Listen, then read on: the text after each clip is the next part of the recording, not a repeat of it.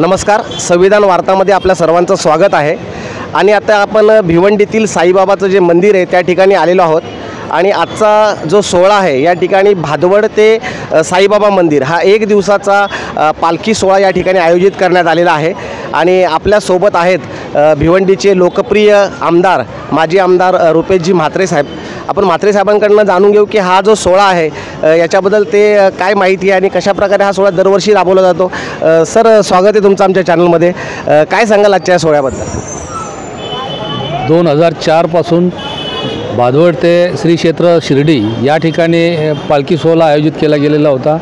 गेली 9 वर्ष, मागचे 9 वर्ष जे आहे 2004 पासून ते 9 वर्षापर्यंत हा पालखी सोहळा शिर्डी या ठिकाणी आम्ही नेत होतो। आणि त्या ठिकाणी हजारोंच्या संख्येने भाविक ह्या दिंडीमध्ये पालखी सोहळ्यामध्ये सहभागी होत होते आणि त्या ठिकाणी जाऊन दर्शन करत होतो। परंतु नंतर जे आहे काही प्रमाणामध्ये लोकांचा प्रतिसाद अतिशय जास्त प्रमाणात वाढला आणि तेवढी लोक घेऊन जाणं थोडं अशक्य वाटू लागलं।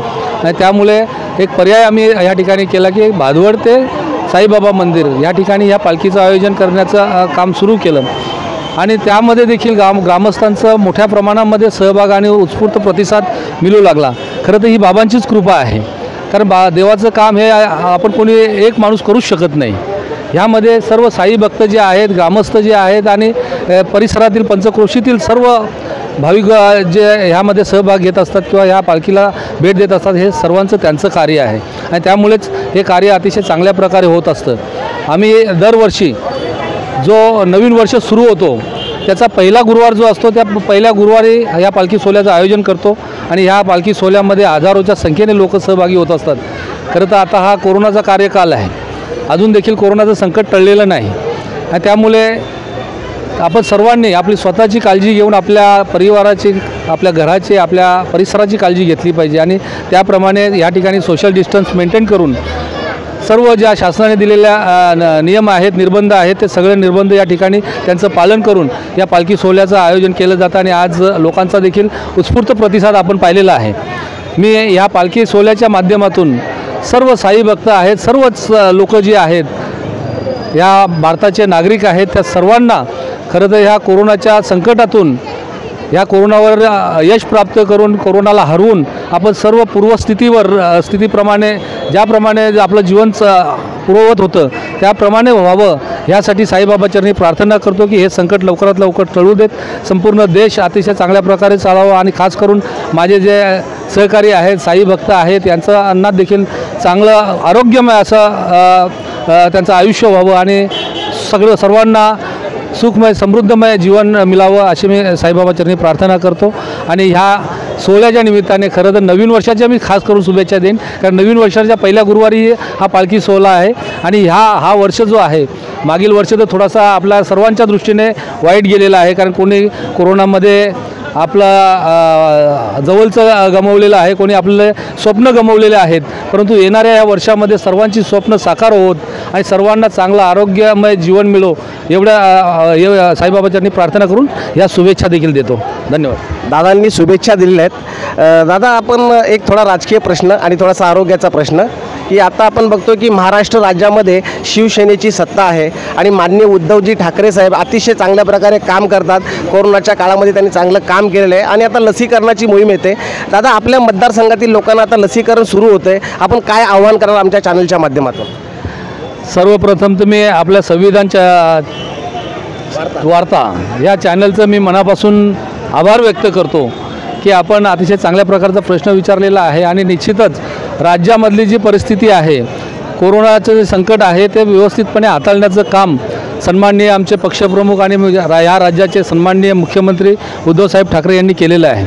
आणि त्यांनी ज्याप्रमाणे सर्व शिवसैनिकांना आणि राज्यातल्या सर्व मंत्र्यांना, सर्व लोकप्रतिनिधींना एक आदेशच केला होता की आपले कुटुंब आपली जबाबदारी, आणि त्याप्रमाणे सर्वांनी काम केलेलं आहे। आणि निश्चित याचे नोंद देश पातळीवरच नव्हे तर WHO जागतिक पातळीवर घेतलेली आहे आणि चांगल्या प्रकारचं काम केल्याचं सर्टिफिकेट हे त्या राज्याला मिळालेलं आहे, माननीय उद्धव साहेबांना मिळालेलं आहे. हे एकट्या उद्धव साहेबांचं श्रेय नसून त्यांच्याबरोबर असलेले सर्व मंत्रिमंडळातील सर्व सन्माननीय मंत्रीगण असतील, लोकप्रतिनिधी असतील, सर्व पक्षातील संघटनेतील कार्यकर्ते या सर्वांनी खरं तर ते यश प्राप्त करण्याचं काम केलेलं आहे. मी त्या सर्वांचं मनापासून अभिनंदन करेन आणि खास करून सर्वांचा आभार देखील व्यक्त करेन. आणि येणाऱ्या आताच्या ह्या कोरोनाच्या संकटाला टाळण्यासाठी जे शासनाने निर्बंध घालून दिले होते ते निर्बंध तर आपण सर्वांनी पाळलेच, परंतु येणारं त्याच्यावर लसीकरण जे आहे ते देखील सर्व नागरिकांपर्यंत पोहोचवण्यासाठी शासनाचं जी यंत्रणा आहे अतिशय चांगल्या प्रकारे सज्ज झालेली आहे. त्यामध्ये ग्रामविकास असेल, आमचे शिक्षक वर्ग असतील, आरोग्यातील सर्व कर्मचारी असतील, या सर्वांनी अतिशय चांगल्या प्रकारे त्या ठिकाणी प्लॅनिंग केलेलं आहे.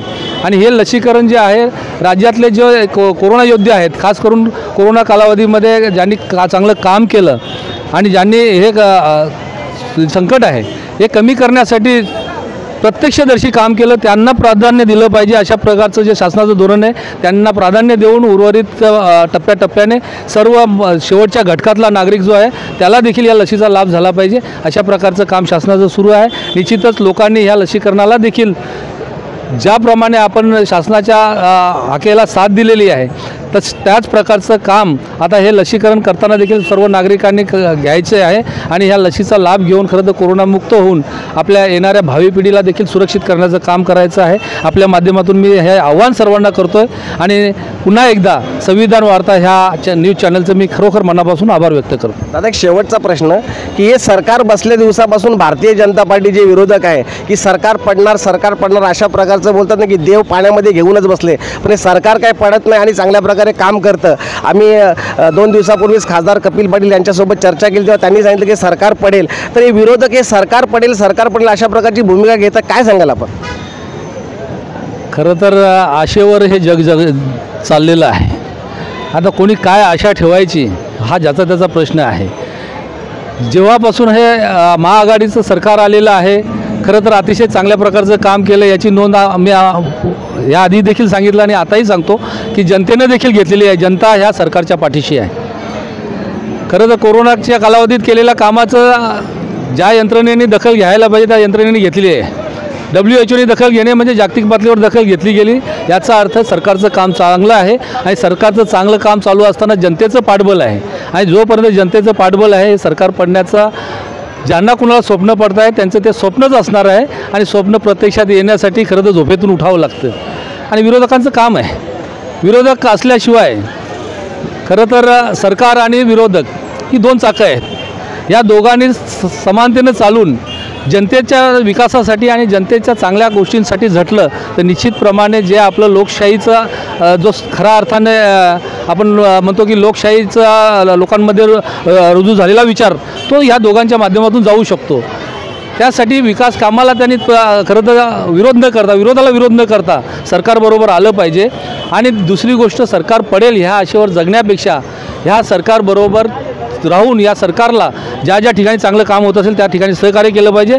सरकार जर चुकत असेल, शेवटी सरकार चालवणारे ही माणसं आहेत, त्यांच्याकडून एखादी चूक होत असेल आणि जनतेच्या त्या हिताची नसेल तर त्या ठिकाणी निश्चितपणे विरोधी पक्षाने तेवढ्या ताकदीनं उभं राहिलं पाहिजे. हे विरोधी पक्षाचं काम आहे आणि ते त्यांनी करावं. आणि निश्चितपणे हे 5 वर्षाचं जे सरकार आहे हे 5 वर्ष चालणार आहे महाआघाडीचं. या 5 वर्षामध्ये चांगली कामं होतील आणि निश्चितपणे येणाऱ्या भविष्यामध्ये देखील लोक जो चांगलं काम करतो त्याच्या पाठीशी उभी राहतील. बाकी जर कुणाला वाटत असेल की सरकार पडेल त्यांनी ते स्वप्न पाहत राहावं. आमचं त्यांच्या स्वप्नाला कुठेच आक्षेप नसणार आहे. आणि हे आघाडीचं सरकार पूर्ण 5 वर्ष व्यवस्थितपणे चालून जनतेला जे अपेक्षित कामं आहेत, जनतेला जे अपेक्षित विकास आहे तो निश्चितपणे साधण्याचं काम माननीय उद्धव साहेबांच्या नेतृत्वाखाली सर्व महाआघाडीचं सरकार या ठिकाणी करेल हा मला विश्वास आहे. आमच्या संपूर्ण जनतेला विश्वास आहे. आणि म्हणून मी आपल्या माध्यमातून एवढंच सांगेन की हे सरकार चांगलं काम करतं. जे चांगलं काम करतं त्यांच्या पाठीशी ज्या जनतेने जो त्यांचा कल दिलेला आहे यापुढे देखील देतील, या मी जनतेकडून अपेक्षा व्यक्त करतो. धन्यवाद.